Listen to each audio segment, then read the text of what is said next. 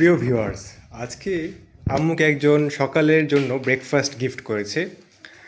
তো যার জন্য আম্মুর আজকে কাজ নেই, এবং অন্যদিকে কিন্তু একটা জিনিস ভালোই হলো, কেননা আজকে আম্মুর আবার অনেক ব্যস্ততা এবং অনেক কাজ জমে আছে।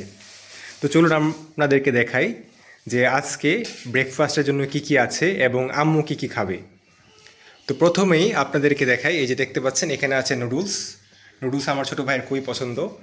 আর এইখানে আছে দেখতে পাচ্ছেন ফুচকা, চটপটি আমাদের দুই ভাইয়ের জন্য। আর এই যে দেখেন, বিড়ালটা কিন্তু মাছ নিয়ে চলে গেল মাত্র।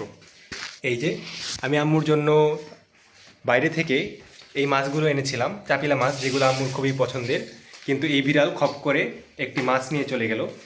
আর আম্মু আমাদের জন্য দেখতে পাচ্ছেন রান্না করবে ইলিশ মাছ।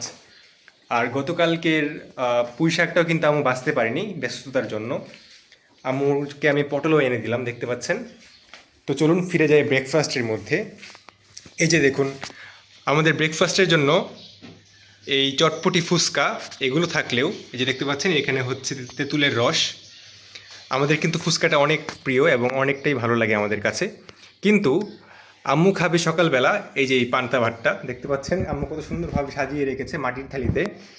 এবং জিনিসটা কিন্তু দেখে আসলে আমারই লোভ লাগছে, কেননা আমি যদিও পান্তা ভাত খাই না, কিন্তু এরপরও জিনিসটা দেখতে খুবই টেস্টি মনে হচ্ছে।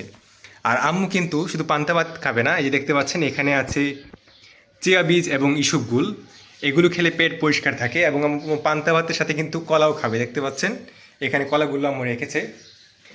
তো ভিউয়ার্স, আজকে এই ছিল আমাদের সকালের ব্রেকফাস্টের আয়োজন। অবশ্যই কমেন্ট করে জানাবেন যে এখানে কোন আইটেমটা আপনাদের কাছে বেশি খেতে মজা লাগে, এবং অবশ্যই সকলে বিড়ালের থেকে সতর্ক থাকবেন। দেখতে পাচ্ছেন সে এখন খেয়ে মুখ চাটছে। তো ভিউয়ার্স, আজকের মতো ব্লগটি এই পর্যন্তই। অবশ্যই কমেন্ট করে জানাবেন কেমন লাগলো ভিডিওটি। সকলে ভালো থাকবেন। আল্লাহ হাফেজ।